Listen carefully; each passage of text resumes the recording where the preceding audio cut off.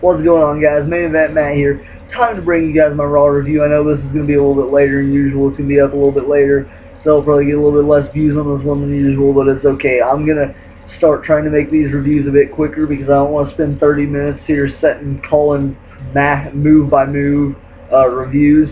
So I'm just going to, I'm still going to talk about every match, probably mostly every segment, but I'm just going to shorten them up and just try to make it quicker and not take so long. So jumping into the show, we had Dean Ambrose kick off the show, and he comes down there and he says he's not done with the beef. He wants some more of that giant ape, and he calls out Brock Lesnar. He wants an F5. He says even though we're in sunny California, he's checked the weather, and the weather calls for an F5.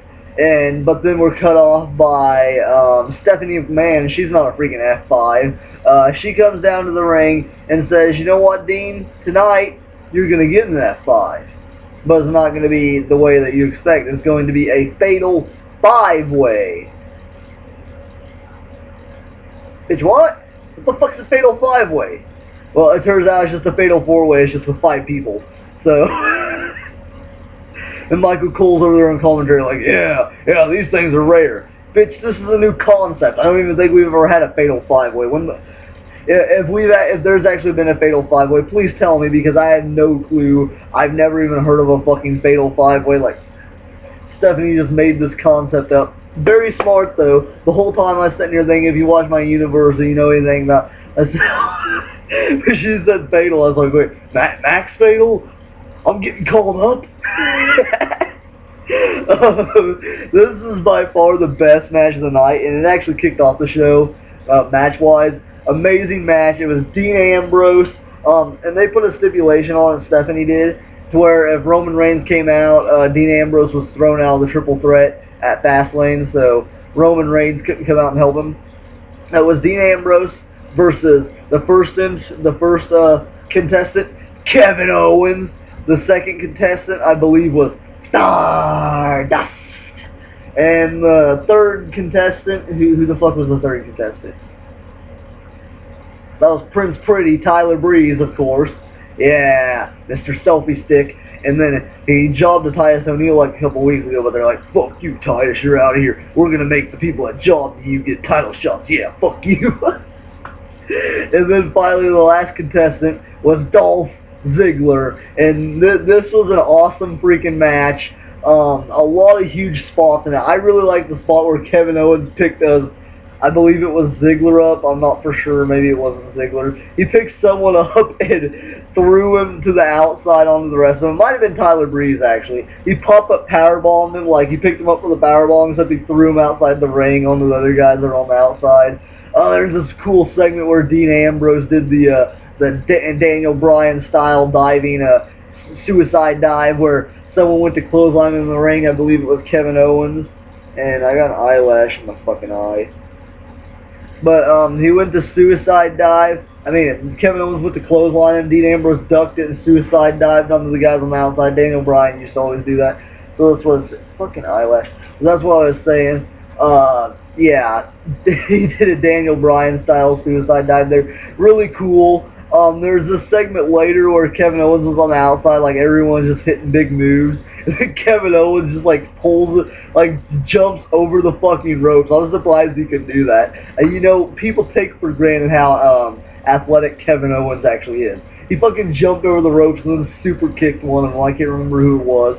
And then towards the end of the match, Dean Ambrose got the freaking the face buster off the top rope from Dolph Ziggler. Haven't seen that in a long ass time.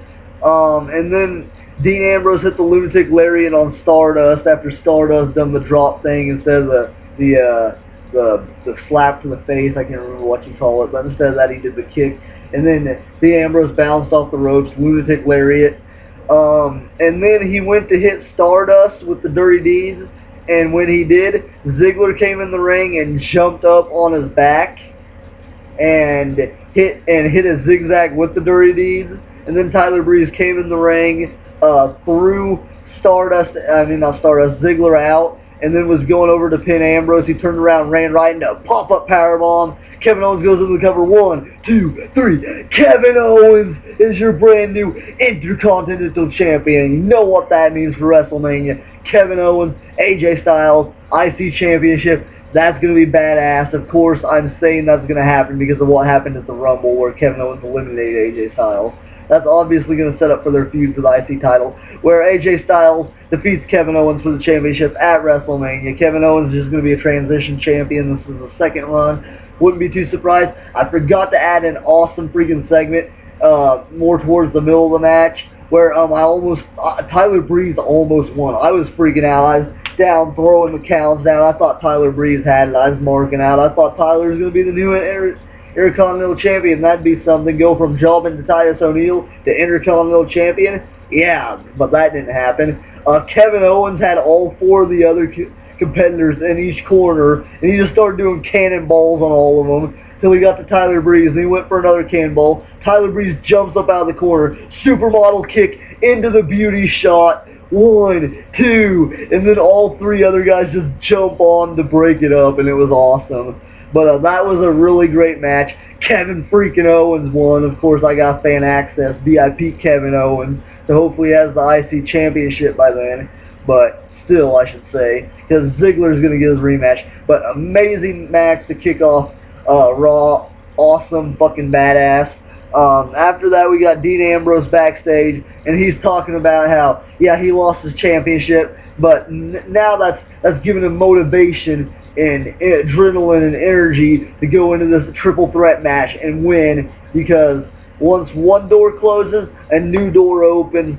Then Kevin Owens is backstage after that. They cut back there, and Kevin Owens says that he wants Renee Young to say that he was right and that he is the rightful Intercontinental Champion. Dolph Ziggler cuts him off, says Ziggler wants the match at Fastlane because he's beaten him over the past couple times. Kevin Owens says, then walks off.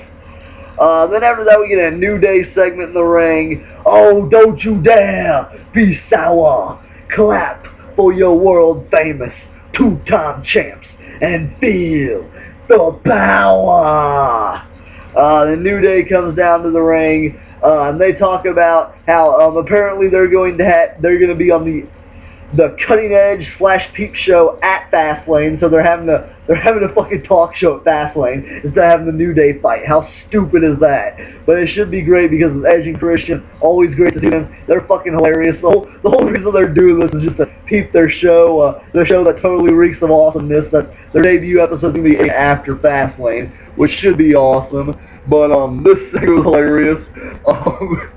They started off by saying that Edge and Christian, last time they see him, totally reeked of booty.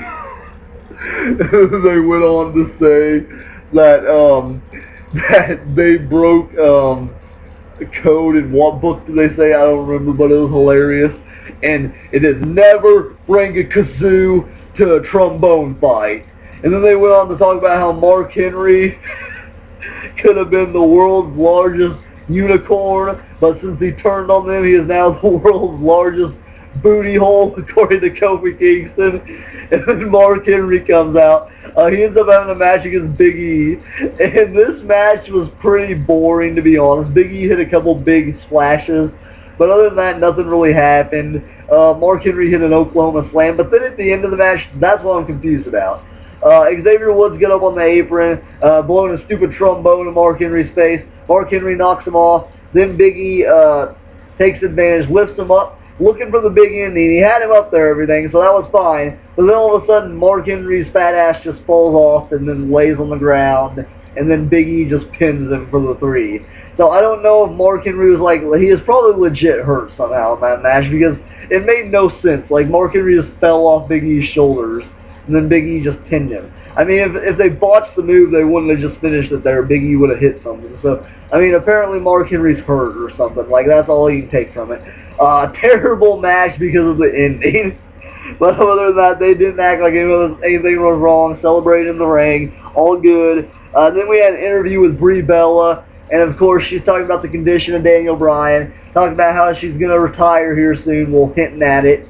And then fucking fuckface Flair and fucking his stupid daughter Charlotte come out there, and they have the goal, they have the nerve to freaking diss Daniel Bryan. Now that pissed me off. Great heel tactic, but still, you fucking. They came down there, and Charlotte ended up ending the conversation. To shorten this up, she ended up saying, Brie Bella said that she's sickened at what Charlotte's become, and Charlotte went on to say that she's going to be sickened to see what their goat-faced vegan babies become. And Brie Bella ended up slapping her in the face and hitting her with the yes kicks. I was actually cheering for Brie there. Charlotte pissed me the fuck off. Remember that one time when I had the Charlotte shirt and I was wearing it? Yeah, me neither. But anyways, to sum it up, Charlotte just came out there and disrespected Daniel Bryan, and Brie Bella just tried to use her heel tactics. Said that Brie should be at home taking care of Daniel Bryan, her injured husband, and her injured sister, and all this shit. And then after that, we get AJ Styles versus The Miz again, and this is the second best match on the card by far. Badass. I loved it. The Miz actually put on a badass match for once. He's usually boring as shit. He put on a great match. It was awesome. AJ Styles, Miz. AJ's hitting these fucking forearms all over the place. It doesn't matter what he's in. If he's in the corner, he's hitting the fucking forearm. He's hitting the fucking forearm off the steps. He's hitting the forearm flying to the outside. He's hitting the forearm when you're seated. He's hitting the fucking forearm off the springboard, bitch. He's just hitting those forearms like crazy, or Superman punch, I believe some people call it. Those people are stupid. It's a flying forearm. Chris Jericho even said it's a flying forearm, so fuck you people who say it's a Superman punch. But anyways, AJ hit a few other cool moves in the match. Really cool counter where Miz was going for the skull-crushing finale. AJ broke out of it and hit a Pele kick, which he can hit those Pele kicks from everywhere too, like Jericho was saying, even on the top rope. And then he hit a pump handle gut buster too, which is really sweet. First time I've seen that in the WWE. The match ended with The Miz running at AJ, and AJ hooked his leg into the calf killer. Calf crusher. It's the calf killer. He hooked his leg into the calf killer. The Miz tapped out. Great match. Great ending. Phenomenal ending. But like I said, I love the freaking match. It was sweet. I don't know, am I the only one, or has AJ gotten bigger since he debuted in WWE? I was looking at that tonight. I don't know what the fuck WWE gives him. I don't think they're taking steroids, but I don't know what the fuck they give him because AJ Styles looks bigger. I noticed that about a bunch of superstars when they leave the indies and they get into the WWE. They look bigger for some reason. I don't know why, but AJ Styles looks like he's getting bigger. I don't know if he's just lifting better now or something, but he's looking like he's gotten a lot bigger. And then Jericho got the mic and was gonna talk. AJ Styles cuts him off. Thank you. They're giving AJ Styles mic time finally, and AJ cuts a decent promo. I mean, it's not like he's bad. They give Roman Reigns fucking mic time, so why can't AJ Styles have mic time? But whatever. AJ Styles gets the mic, talks about how he knows what Chris Jericho's gonna say, and he throws out the proposal. Third match at Fastlane to break the tie. And then Jericho's like, I don't know if I want to wrestle you again, man. We'll talk about it on SmackDown. So they're just setting up for a segment for SmackDown to get you to watch SmackDown. You got your boy Brock Lesnar on SmackDown. Now you got this segment. And you end up getting the Dudleys versus Roman Reigns and Dean Ambrose badass match on SmackDown too. Thank God it's not a 6-man tag. It's a regular tag. But that should be great. Hopefully Brock Lesnar is the main event. It should fucking be, but whatever. Then we get a Dudley Boys segment. Speaking of the Dudley Boys, and they come out there and talk about how they're not using tables anymore. Nah. We're 9-time champions. That's what you should be worried about. Fuck this we want tables chant. You don't get tables no more. Fuck you. Usos are out because we put them through a table. So yeah. And then the Dudleys just walk out. Oh, my brother. Oh, testify. And that's pretty much it. Kind of pointless. Same thing they said on SmackDown. Then after that we get Paige versus Summer Rae. Yes, Summer Rae has a fucking match. And we haven't seen Paige in years. This was a great match. I did not know that Summer Rae was this good. I don't know if she's improved recently or if she's always been this good, but she did a fucking great job. She hit like some freaking guillotine roll through thing into like a pin and mount punches. It was cool. She did a spinning kick. Paige, of course, hit her shit. A few kicks, super kick. She went for the PTO at one point. She hit the knees on the ropes, everything. Well, looking good like usual. But Summer Rae ends up picking up the win. Paige goes for a move. Summer Rae reverses it into a type of pin thing to where she had her knees on Paige's arms and she couldn't kick out. And Summer Rae ended up getting the win. So are they pushing Summer Rae now? I don't know. I would be fine with it. I like Summer Rae. So they had a very good match. Very interesting. All the Divas segments were good tonight for once. Like, so the Superstar segments were shitty. But then after that we get a Paul Heyman promo where he calls down the Samoan badass Roman Reigns and says at the end of the day, you're going to have to pick between your brother, Dean Ambrose, and the promise that you made to your daughter. It's either family or friendship at the end of the day, and which are you going to choose? Trying to drive a wedge between Roman Reigns and Dean Ambrose. We've seen this the whole night. Then after Paul Heyman finally accepts that Roman Reigns isn't going to say that he's going to backstab Dean, Paul Heyman leaves. But then Roman Reigns gets jumped by the Dudley Boys for no reason. The Dudley Boys come out there, start beating down Roman Reigns. Then, of course, out comes Dean Ambrose. Dean Ambrose clears the ring of the Dudleys. And then Ambrose and Reigns are standing in the ring. Then here's where it gets good. Remember that time where Ambrose backstabbed Reigns a few months ago? Like last time they were both feuding for the title? I guess that was a Survivor Series or something. He did it again tonight. Well, tried to. He spun Roman Reigns around, hooked him in the dirty deeds. Roman Reigns was able to fight out, and they just smiled and laughed at each other because they know, Dean Ambrose knows that he's going to attack Roman Reigns. I thought that was great. It just proves to the point that Dean Ambrose is a nutcase. But it was great. Then after that we get the one-man band, baby. Well, now 4MB. One-fourth of 4MB. Heath Slater going up against your boy, woo, Zack Ryder. Zack Ryder beats down Heath Slater for the majority of this match. Loved it. Zack Ryder hit a sick drop kick. Hit a huge clothesline on Heath when Heath went for a move. Hit his corner move. Hit the broski boot. And then when he knocked the other guys off the apron or whatever, threw Heath Slater to the outside. He ended up doing a dive on the outside onto all of them. Got back in the ring. This was a very short match. Bo Dallas gets up on the apron, distracts Zack Ryder. Heath Slater catches him with like the side, like a side jumping kick type thing. I don't know. In the video game, I believe they call it the Harlem side kick. So I mean, I guess you can call it that.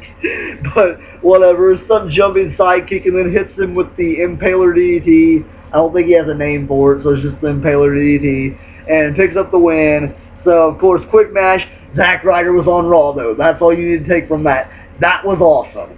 Then after that, we get R-Truth and Goldust segment. R-Truth is out for, like, his Valentine's dinner with his girlfriend, which, well, no, would be his wife, right, because he's married. Yeah, table for three, he's married.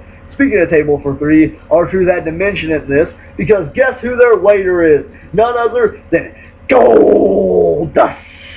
And he happens to be wearing his face paint while he's serving them. That's pure genius of WWE. Just leave his face paint on. That was fucking hilarious.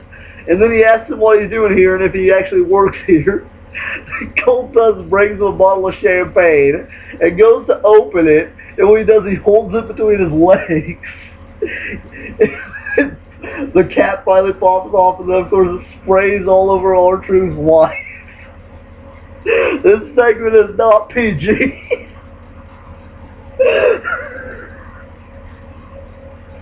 And that's pretty much it, but it was hilarious.